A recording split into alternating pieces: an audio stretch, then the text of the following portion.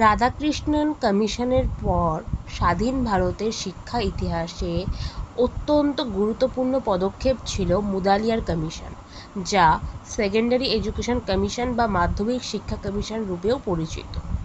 তৎকালীন কেন্দ্রীয় শিক্ষা উপদেষ্টা পর্ষদ অর্থাৎ ক্যাবের সুপারিশে ভারত সরকার 1952 সালের 23শে সেপ্টেম্বর মাধ্যমিক শিক্ষা কমিশন গঠন করে।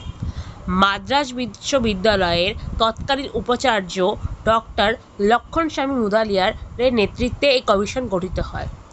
এই কমিশনের সভাপতি সহ 9 জন মোট সদস্য ছিলেন, যার মধ্যে শ্রী অনাথ বসু ছিলেন এই কমিশনের অন্যতম বিশিষ্ট ভারতীয় সদস্য এবং সচিব। এটি রিপোর্ট পেশ করে 1953 সালের 29শে আগস্ট। প্রায় 311 পেজের একটি বিশদ রিপোর্ট প্রকাশ করে। মাধ্যমিক শিক্ষার মূল লক্ষ্যগুলো কি জানো?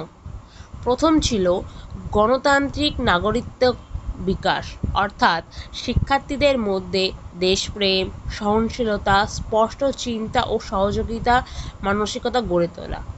দ্বিতীয়ত, বৃত্তিমূলক দক্ষতার উন্নয়ন, মানে কেবলমাত্র থিওরি নয়, মানে তুমি কিছু পড়ে মুখস্থ করে নিলে তা না, রিয়াল স্কিল শেখা, যা বর্তমান দিনেও ভীষণ জরুরি।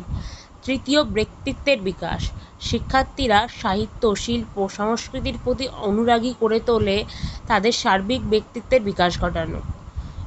এর পরবর্তী, নেতৃত্বের গুণাবলীর বিকাশ, অর্থাৎ সমাজ, রাজনৈতিক, সংস্কৃতি বিভিন্ন ক্ষেত্রে ভবিষ্যৎ নেতৃত্ব প্রদানের উপযোগী করে তোলা। এই কমিশনের প্রধান সুপারিশগুলি হল: প্রথম, নতুন সাংগঠনিক কাঠামো। কমিশন পুরনো শিক্ষা কাঠামো পরিবর্তন করে মাধ্যমিক স্তরের সময়সীমাকে 7 বছর করার সুপারিশ দেয়। কাঠামোটি ছিল নিম্নরূপ: নিম্ন মাধ্যমিক বা জুনিয়র হাই স্তর হবে 3 বছরের, অর্থাৎ পঞ্চম থেকে অষ্টম শ্রেণী। উচ্চতর মাধ্যমিক স্তর হবে 4 বছরের, নবম থেকে দ্বাদশ শ্রেণী। এবং কমিশন পুরনো ইন্টারমিডিয়েট স্তরটি তুলে দেওয়ার কথা বলে। এর প্রথম বছরটি স্কুলের সাথে যুক্ত হবে এবং দ্বিতীয় বছরটি কলেজের 3 বছরের স্নাতক স্তরের সাথে যুক্ত হবে। এছাড়াও মাল্টিপারপাস স্কুলের কথা এই কমিশনে বলা হয়ে থাকে। তাছাড়াও এটি পাঠ্যক্রমের আধুনিকরণের জন্য পাঠ্যক্রমকে 2 ভাগে ভাগ করে: কোর অ্যান্ড ইলেকটিভ।